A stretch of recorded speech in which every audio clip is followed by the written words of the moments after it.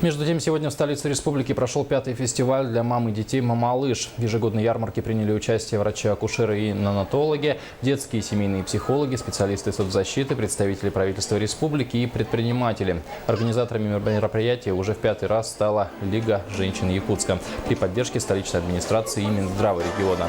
Основная цель фестиваля – популяризация материнства и оказание поддержки будущим мамам.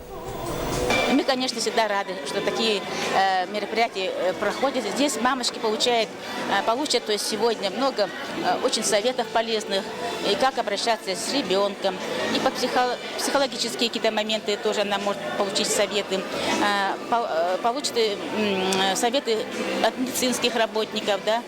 Все это позволит нашим мамочкам как-то настроиться на рождение, на ожидание вот этого чуда, да, своего ребенка. Это положительные эмоции. Они очень нужны, это очень важно для здоровья мамы.